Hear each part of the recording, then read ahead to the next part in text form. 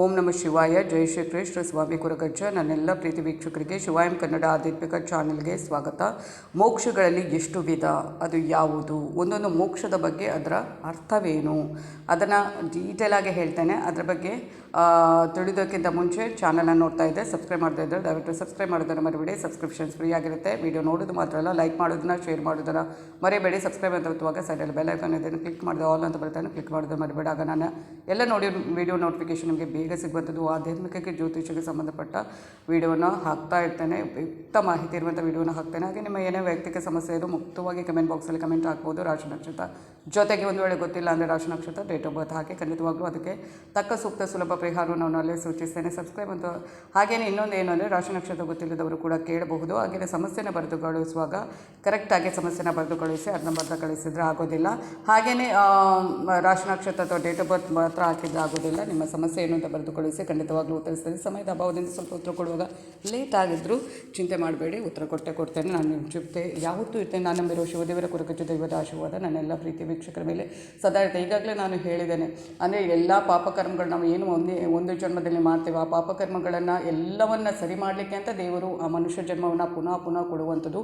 ಆದರೆ ಮನುಷ್ಯ ಏನು ಮಾಡ್ತಾನೆ, ಪಾಪಕರ್ಮಗಳನ್ನು ಮಾಡಿ ಹಿಂದಿನ ಜನ್ಮದಲ್ಲಿ ಏನು ಮಾಡ್ತೇವೆ ಅದನ್ನೇ ಮುಂದುವರಿಸ್ಕೊಂಡು ಇನ್ನೊಂದಿಷ್ಟು ಪಾಪಕರ್ಮಗಳು ಎಷ್ಟು ನಾವು ಯಾವಾಗ ಆ ಪಾಪಕರ್ಮಗಳಿಂದ ಮುಕ್ತರಾಗ್ತೇವೋ, ಆ ಪಾಪಕರ್ಮಗಳನ್ನು ಏನು ಮಾಡಿರ್ತೀವೋ ಅದನ್ನೆಲ್ಲ ಸರಿ ಮಾಡಿಕೊಂಡು ಹೋಗ್ತೇವೋ ಆ ನಂತರದ ಜೀವನ ಕೊಡುವಂಥದ್ದು ಏನು, ಮೋಕ್ಷ ಅಥವಾ ಸ್ವರ್ಗ ಅಂತ ಹೇಳ್ತಾರೆ. ಅದರಲ್ಲೂ ಮೋಕ್ಷ ಅನ್ನೋದು ತುಂಬಾ ಒಂದು ಒಳ್ಳೆಯ ಮಾರ್ಗ.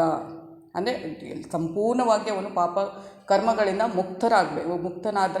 ಮುಕ್ತನಾದರೆ ಅವರಿಗೆ ಇದು ಏನು ಮೋಕ್ಷ ಸಿಗುವಂಥದ್ದು ಅಂತ ಹೇಳ್ತೇವೆ. ಮೋಕ್ಷಗಳಲ್ಲಿ ತುಂಬ ಬಗೆ ಇದೆ. ನಮಗೆ ಗೊತ್ತಿರುವುದು ಒಂದೇ ಮೋಕ್ಷ ಅಂತ, ಅದರಲ್ಲಿ ತುಂಬ ಬಗೆ ಇದೆ. ಅದನ್ನು ಒಂದೊಂದಾಗಿ ನೋಡ್ಕೊಂಡು ಹೋಗೋಣ. ಮೋಕ್ಷಗಳಲ್ಲಿ ಅನೇಕ ಬಗೆಗಳು ಇರುವಂಥದ್ದು.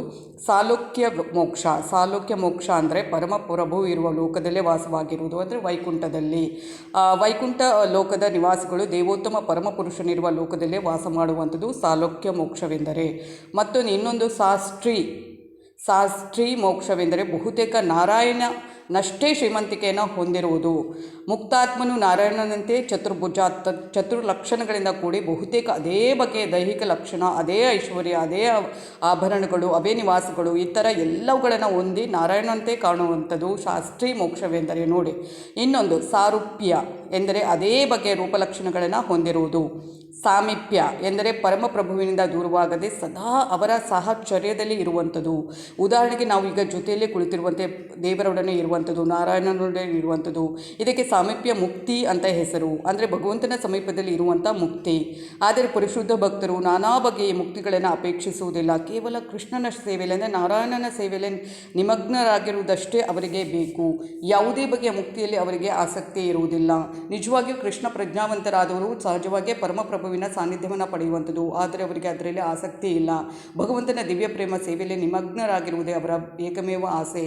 ಭಕ್ತನು ತನ್ನ ಪರಮಪ್ರಭುವಿನಿಂದ ಯಾವುದೇ ಬಗೆಯ ಅನುಗ್ರಹವನ್ನಾಗಲಿ ಅಥವಾ ಲಾಭವನ್ನಾಗಲಿ ಸ್ವೀಕರಿಸಲು ನಿರಾಕರಿಸಿದಾಗ ಭಕ್ತಿ ಸೇವೆ ಅಥವಾ ಕೃಷ್ಣ ಪ್ರಜ್ಞೆ ಅತ್ಯುನ್ನತೆಯ ಪರಿಪೂರ್ಣತೆಯು ಪ್ರದರ್ಶಿತವಾಗುತ್ತೆ. ಹಾಗೆಯೇ ಅವನು ಅದನ್ನು ಕೇಳಬೇಕಾಗಿತ್ತು ಅಷ್ಟೇ. ಆದರೆ ಅವನು, ನನ್ನ ಪ್ರಭುವೇ, ನಾನು ನಿನ್ನ ನಿತ್ಯದಾಸ, ನಿನಗೆ ಸೇವೆ ಸಲ್ಲಿಸುವುದೇ ನನ್ನ ಕರ್ತವ್ಯ. ಹೇಗಿರುತ್ತೆ ಅದಕ್ಕೆ ಪ್ರತಿಫಲವನ್ನು ನಾನು ಹೇಗೆ ಕೇಳಲಿ? ಆಗ ನಾನು ನಿನ್ನ ದಾಸನಾಗಿರುವುದಿಲ್ಲ, ಒಬ್ಬ ವ್ಯಾಪಾರಿಯಾಗಿ ಬಿಡುತ್ತೇನೆ ಅಂತ ಹೇಳುತ್ತಾನೆ. ಅವನ ಈ ಉತ್ತರ ಪರಿಶುದ್ಧ ವ್ಯಕ್ತಿಯ ಲಕ್ಷಣ. ಕೃಷ್ಣನು ಎಷ್ಟು ಕರುಣಾಳು ಎಂದರೆ ಭಕ್ತನು ಐಹಿಕ ಅನುಗ್ರಹಗಳನ್ನು ಬಯಸಿದರೂ ಕೂಡ ಅವನ ಎಲ್ಲ ಆಸೆಗಳನ್ನು ಈಡೇರಿಸುವಂಥದ್ದು. ಭಕ್ತನ ಹೃದಯಾಂತರದಲ್ಲಿ ಏನಾದರೂ ಸ್ವಲ್ಪ ಆಸೆ ಇದ್ದರೂ ಕೂಡ ಅವನು ಅದನ್ನು ಪೂರೈಸುವಂಥದ್ದು. ಅವನು ಅಷ್ಟು ಕರುಣಾಳು ಆಗಿರ್ತಾರೆ ಶ್ರೀಕೃಷ್ಣರು. ಆದರೆ ಭಕ್ತಿ ಯೋಗದ ಪರಮೋನ್ನತ ಸ್ಥಿತಿ ಎಂದರೆ ಪರಮಪ್ರಭುವೇ ನೀಡಿದರೂ ಕೂಡ ನಾನಾ ಬಗೆಯ ಮುಕ್ತಿಗಳ ಅಂಗೀಕರಿಸಲು ಶುದ್ಧ ಭಕ್ತ ನಿರಾಕರಿಸುತ್ತಾನೆ.